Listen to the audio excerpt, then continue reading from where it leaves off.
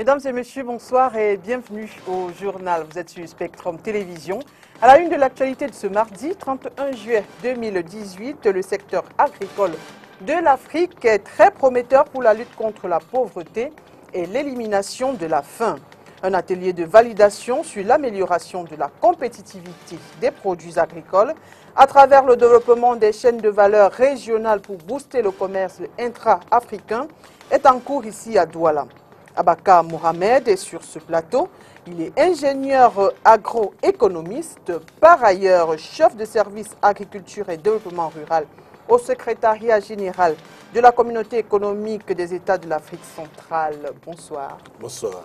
Alors avec vous, nous allons tout à l'heure revenir sur les objectifs de cet atelier. Merci. Nous parlerons présidentiel 2018 dans ce journal. Le 8 août prochain, le Conseil constitutionnel publiera la liste des candidats retenus pour l'élection du 7 octobre prochain. Dans quel état d'esprit les différents états-majors attendent ce verdict? On en parle dans ce journal. Mesdames et messieurs, une fois de plus, bonsoir et bienvenue au journal. Une marche pour la paix dans le Fako a eu lieu ce jour dans les artères de la ville de Boya, c'est dans la région du sud-ouest. À la manette, Patrick Ekema, le maire de la ville. Cette marche s'est déroulée, précisons-le, au lendemain de la libération des chefs traditionnels de cette région kidnappés par les séparatistes. Je vous propose à présent d'écouter Patrick Ekema, le maire de Boya, est au micro de Shadrach Tebou. On a été adressé au chef d'État et le leader de ce groupe pourrait vous parler de ça. Ce que moi je dis, comme maire de la ville, que tous les boutiques qui ont été scellées le 23 ou le 30 juillet, tout le monde ouvre sa boutique et que lundi, tous les boutiques soient ouvertes. Qu'il n'y a plus de blancs, que les boutiques ont été fermées, que nous avons ouvert une nouvelle page. C'était notre souci, on avait donné 24 heures pour libérer les chefs, ils ont été libérés. Et aussi, nous aussi, nous devons aussi peser un peu les bras pour que les boutiques s'ouvrent et qu'il y ait une relation quotidienne. Et raison pour laquelle nous demandons que tout le monde aille ouvrir son boutique. Que ce soit à Moya qu'on a fermé hier, que ce soit où on a fermé hier, que toutes les boutiques soient ouvertes.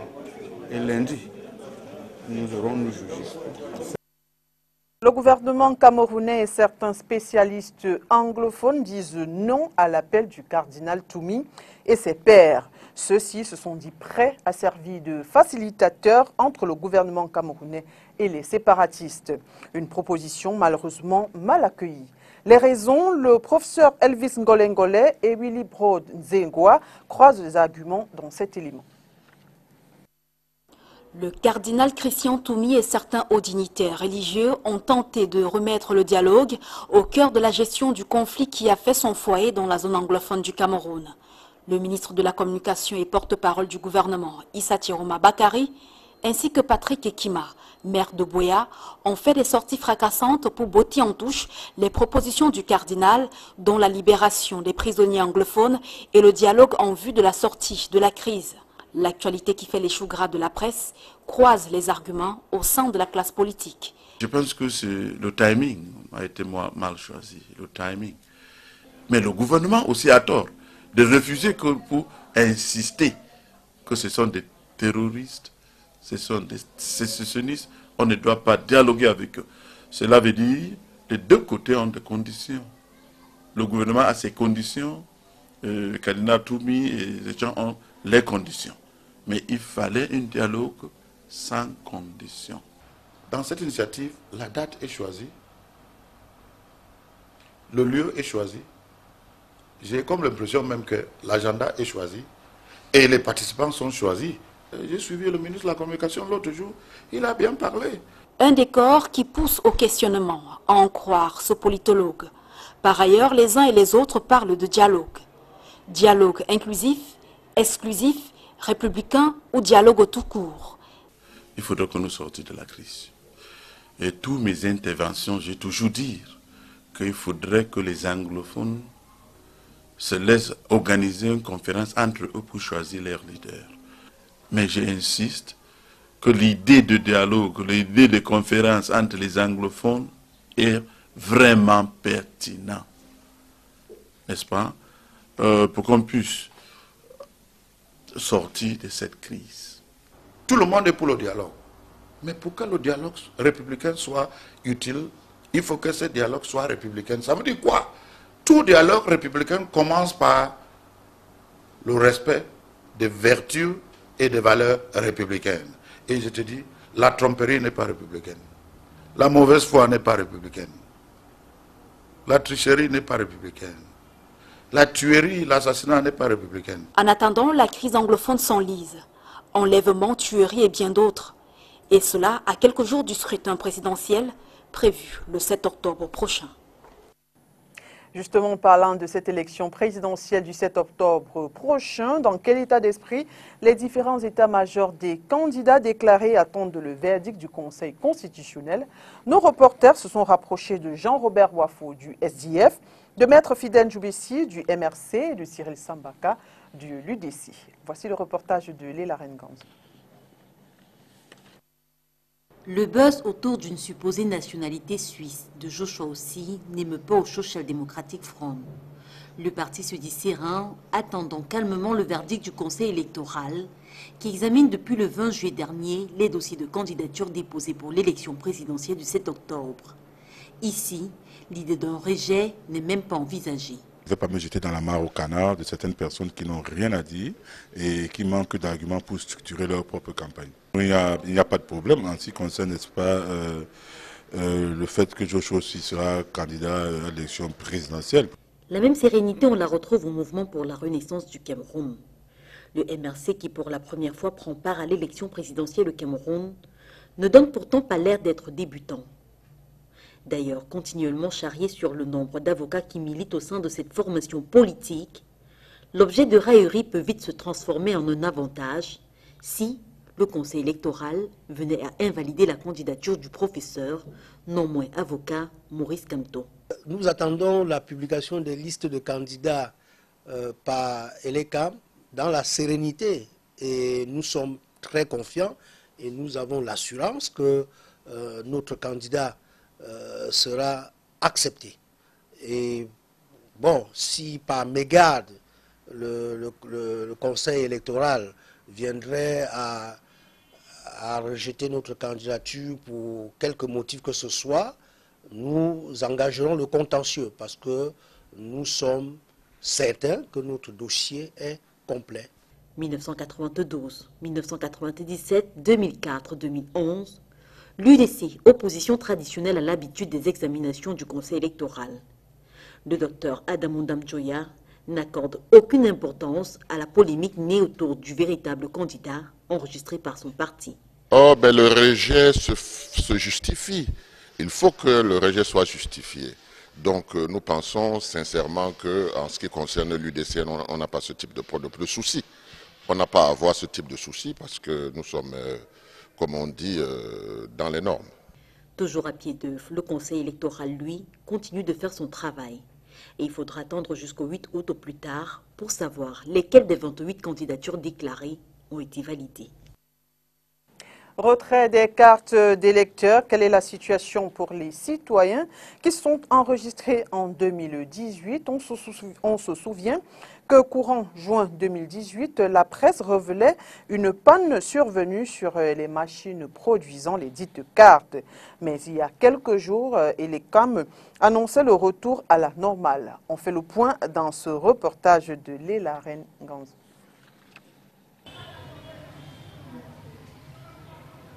Quatrième passage à ELECAM, antenne de Douala, deuxième pour l'un, troisième passage pour l'autre.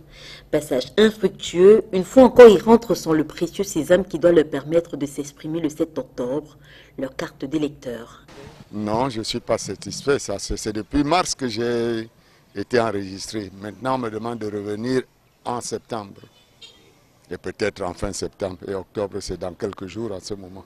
C'est la même chose, hein. On vient de me renvoyer avec ce papa qui a intervenu là, de passer à la fin du mois. Ça fait la 4e fois que je mange ici, de tout temps que je me suis inscrit. La 4e fois que je passe. Et on ne m'a pas servi. Ces Camerounais font partie de ceux enrôlés en 2018 par ELECAM, Ceux-là même qui se plaignent de n'être pas encore entrés en possession de leur carte d'électeur. Pourtant, à en croire le discours servi par les responsables d'Elections Cameroun, ce problème aurait déjà été réglé. Toutes les cartes seraient désormais disponibles. C'est une information qui était d'actualité il y a une semaine, mais depuis la fin de la semaine dernière, les cartes de 2018 sont enfin disponibles et nous participons à la distribution de ces cartes-là. Mais les cartes de 2018 qui n'étaient pas disponibles, je dirais encore selon les dispositions légales, qui dit que 40 jours avant le scrutin, nous nous trouvons exactement à cette période-là, à la période indiquée pour distribuer les cartes. Et nous n'en sommes pas encore là et les cartes sont déjà là.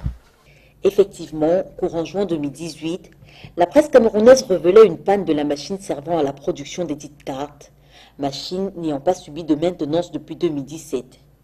Aujourd'hui, tout serait rentré dans l'ordre, même si sur le terrain, il n'est pas toujours évident de retirer sa carte établie en 2018. Les femmes ont un rôle déterminant et à jouer pour une organisation et le déroulement pacifique des élections au Cameroun. C'est ce qui ressort de la campagne de sensibilisation organisée à l'intention de celle-ci dans la Ménois, région de l'Ouest, par l'ONG Peace and Freedom. Simaro Mebengo et Kevin Thio. Des sources historiques consultées, les périodes de transition politique ont souvent été le motif des violences et de nombreuses crises sociopolitiques sur le continent africain et même sur le plan mondial. Au sud de la situation sécuritaire assez précaire que traverse actuellement le Cameroun, la Ligue internationale des femmes pour la paix et la liberté opte pour des méthodes préventives. Parce que les élections auront lieu au Cameroun, parce que le contexte sécuritaire est assez préoccupant, nous pensons que les femmes qui constituent la majeure partie de la population devraient se mobiliser pour prendre des actions en vue de prévenir toute éventuelle violence électorale. L'arrondissement de Nkonyeki a accueilli cette équipe, a pris sur son sol près de 40 000 femmes, sur plus de 70 000 âmes que l'on peut y recenser. D'où l'intérêt pour l'ONG d'Imaki, un temps d'arrêt. Nous avons une couche importante de femmes et nous avons profité de cette opportunité pour les sensibiliser et leur demander d'être attentives, d'être proactives et d'être effectivement présentes, n'est-ce pas, lors de cette rencontre. En plus de la sensibilisation qui a été faite ce jour, plusieurs autres actions sont annoncées afin que les femmes ne soient plus des observatrices passives, mais actrices dans le processus électoral. L'un des éléments, des mécanismes de contribuer à la tenue d'élections pacifiques, c'est l'observation électorale, dont nous avons prévu la formation de 150 observateurs et observatrices. Après la région de l'Ouest Cameroun, un autre arrêt similaire est annoncé dans les tout prochains jours du côté de Garoua pour un mouvement de femmes artisanes de paix. De nouveaux responsables ont été nommés au secrétariat général du Conseil constitutionnel. 3 directions sont concernées, la direction des affaires juridiques, direction des affaires administratives et financières et les greffes. C'est la substance d'un décret du président de la République rendu public ce jour. Ce 31 juillet, le Cameroun, de concert avec la communauté internationale, célèbre la journée de la femme africaine. Célébrée depuis plus de 50 ans, cette journée reste pourtant méconnue, comme vous allez le constater dans cet élément réalisé cet après-midi dans les rues de la ville de Douala. Cette journée de la femme africaine est une journée où la femme africaine est au sommet. Elle permet à la femme africaine de prendre conscience de sa situation, de se réveiller, de se battre pour son autonomisation, pour son instruction, pour son développement personnel et pour se mettre à jour, pour avoir une place dans la société, c'est-à-dire s'impliquer dans la vie politique de notre pays, de notre continent et même dans le développement de notre cité. Moi, je ne suis même pas d'abord au courant de ça. Je ne suis pas au courant de cette journée. J'ai entendu parler, mais je ne suis pas au courant de cette journée. Vous avez bien fait aujourd'hui. Ouais, ce que j'ai eu à faire, j'ai travaillé chez moi, je suis partie à mon travail, je suis rentrée, je suis venue voir la personne dont je suis voir ici. Là. Je suis venue voir. C'est tout ce que j'ai fait à ma journée. Oui, la journée de la femme africaine, pour nous, représente un ensemble de femmes qui doivent se retrouver. Elles doivent vivre ensemble. Franchement, comme je l'ai dit tout à l'heure, non, je n'étais pas au courant du tout. Pas du tout. Cette journée d'aujourd'hui n'est pas reconnue parce que, comme nous, là, on ne connaît pas que cette journée existe. Donc, je ne sais pas si c'est comment, mais à moi, je ne sais pas que cette journée existe. Malheureusement, elle est célébrée depuis plus de 50 ans. Comment améliorer la compétitivité des produits agricoles à travers le développement des chaînes de valeur régionales? La question est au centre d'un atelier international qui s'est ouvert ce matin dans la ville de Douala. Makeda Lidjinto. Malgré son immense potentiel agricole, la communauté économique des États de l'Afrique centrale CEAC demeure une zone économiquement faible par rapport aux autres. C'est pour tenter de combler ces déficits que les différents pays de cette zone se mobilisent depuis ces dernières années pour voir dans quelle mesure améliorer la compétitivité des produits agricoles à travers le développement des chaînes de valeur régionales. Un atelier international organisé par l'Union africaine en appui à la CEAC s'est ouvert ce mardi 31 juillet à Douala. Il y a ce jour cet atelier international que l'Union africaine, je veux dire la CEAC, la communauté des États économiques des États de l'Afrique centrale, organise avec l'appui de l'Union africaine, qui est centré sur la priorisation et la validation de tout ce qui concerne justement les filières des chaînes de valeur agricole qu'il s'agit de retenir dans le cadre de la promotion du commerce intra-africain. Nous sommes dans le cadre de la mise en œuvre de cette vision commune des chefs d'État de l'Union africaine qui ont, comme vous le savez, fait la déclaration de Malabo en 2014 pour bâtir le développement de l'Afrique autour de l'agriculture. Afin de bâtir le développement du continent africain autour de l'agriculture, chaque pays est appelé à mettre en exergue les filières les plus rentables, surtout dans un contexte marqué par un faible échange commercial entre États. Je m'appelle Madame Montangar Machpe Odette, je suis de nationalité tchadienne. Je pense que le thème abordé ce matin, c'est un thème très crucial. La chaîne de valeur, c'est un sujet en ce moment que tous les pays en voie de développement sont en train de vouloir développer. Parce qu'au Tchad, on a beaucoup de produits agricoles, mais qui n'émergent pas. Tous les produits agricoles que nous cultivons, ça reste au niveau soit régional. Alors que l'objectif de cet atelier est de prioriser quand même les chaînes de valeur, créer un réseau de commercialisation de ces produits pour pouvoir aider les pays qui n'en ont pas pour pouvoir essayer d'écouler ces produits. Donc je pense que c'est un plus pour la région Afrique en tout cas. L'atelier de Douala qui s'est ouvert ce mardi s'achève jeudi prochain. Et je vous le disais en titre, Abaka Mohamed est sur ce plateau. Il est ingénieur agroéconomiste, également chef de service agriculture et développement rural au secrétariat général de la communauté économique des États de l'Afrique centrale, EEAC. Une fois de plus, bonsoir. Bonsoir. Alors, vous êtes à Douala dans le cadre de l'atelier de validation sur l'amélioration de la compétitivité des produits agricoles à travers le développement des chaînes de valeur régionales pour booster le commerce intra-africain. Concrètement, il s'agit de quoi? Merci pour votre invitation sur ce plateau. En fait, à travers cet atelier, il s'agit de déterminer au niveau régional quelles sont les chaînes de valeur agricoles qui peuvent booster la compétitivité au niveau de notre sous-région Afrique centrale. Donc, il s'agit d'échanger avec les experts qui sont dans le domaine, afin de déterminer d'abord quels sont les types de chaînes de valeur qui permettent d'effectuer les échanges commerciaux au niveau de notre sous-région, et ensuite les prioriser.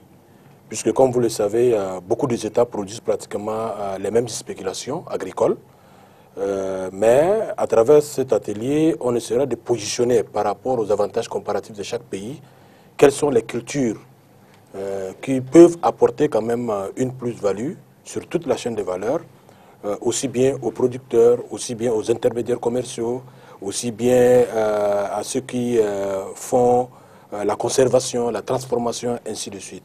Donc ça, c'est l'objectif vraiment visé par cet atelier-là. Okay.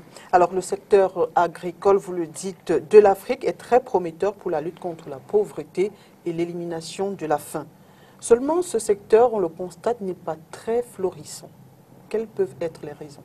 Oui, vous avez raison, ce n'est pas très florissant et nous avons aujourd'hui des opportunités. En mars dernier, les chefs d'État ont lancé la zone de libre-échange continentale. Et le premier produit qu'on peut échanger dans cette zone, c'est des produits de l'agriculture. Donc, il s'agit vraiment, pour rendre l'agriculture compétitive, de soutenir ces petits producteurs. Ces petits producteurs font beaucoup d'efforts pour pouvoir mettre en valeur ce qu'ils font. Malheureusement, ils n'ont pas de soutien.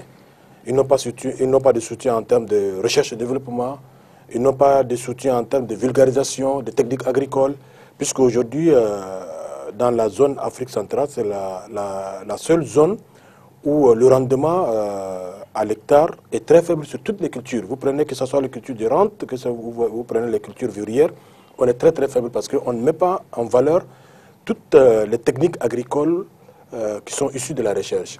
L'un des aspects également, c'est d'aller vers ce qu'on appelle les agropoles, c'est-à-dire constituer vraiment des pôles d'excellence où on peut développer une culture sur 30-40 hectares et promouvoir vraiment cette culture-là dans la sous-région Afrique centrale. Et c'est possible puisque le Cameroun actuellement est en train d'expérimenter une dizaine de agropoles qui marchent très bien et qui peuvent à l'avenir servir également à booster la compétitivité au niveau de la sous-région Afrique centrale. Et il est question également de tripler les échanges intra-africains puisque les échanges entre les États africains sont très faibles en matière d'échanges commerciaux et il s'agit vraiment de tripler. Et pour tripler, vraiment, il faut aller vers le soutien des producteurs, vers la valorisation de ces cultures, vers la détermination également des avantages comparatifs.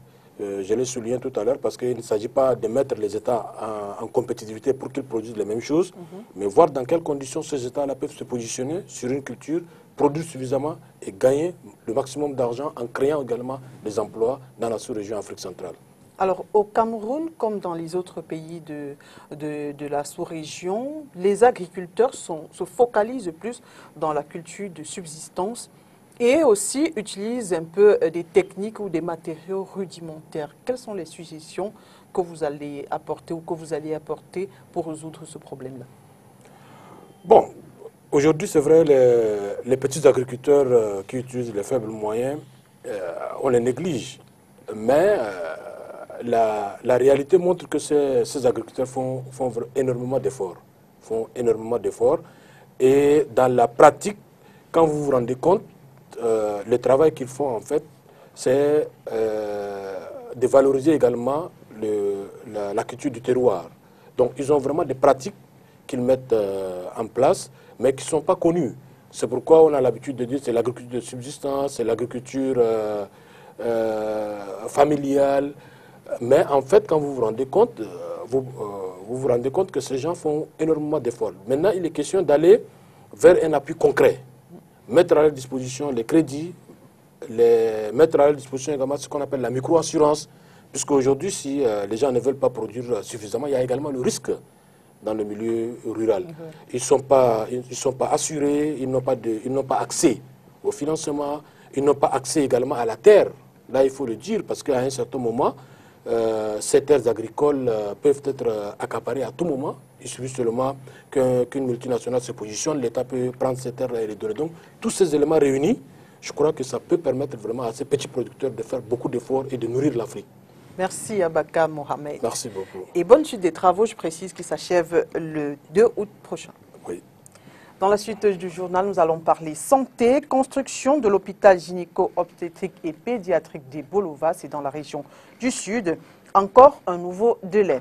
Alors que les ouvriers décrient les mauvaises conditions du travail, le ministre de la Santé publique se réjouit de l'avancement des travaux, même si les délais sont largement dépassés. C'était lors d'une visite effectuée au chantier de construction de cet hôpital. Martin Lemba.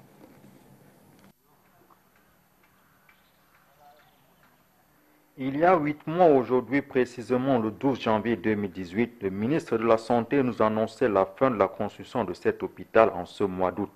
La dernière ligne droite, à savoir un délai de 8 mois, va être respectée et je demande à l'entreprise de respecter effectivement toutes les dispositions de coordination des différents intervenants.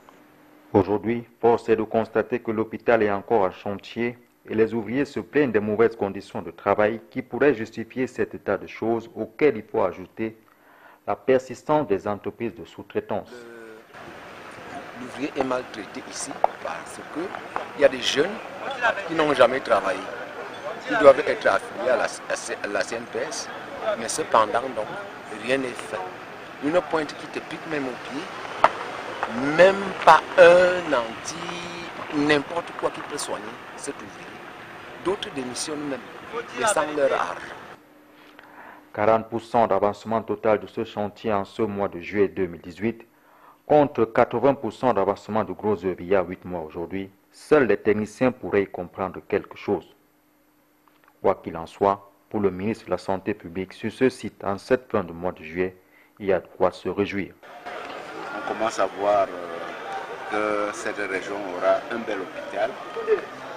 Nous savons tous que le projet a pris de retard, mais mieux vaut aller doucement, mais avoir un bel ouvrage à la sortie. La fin de l'année, c'est dans 5 mois.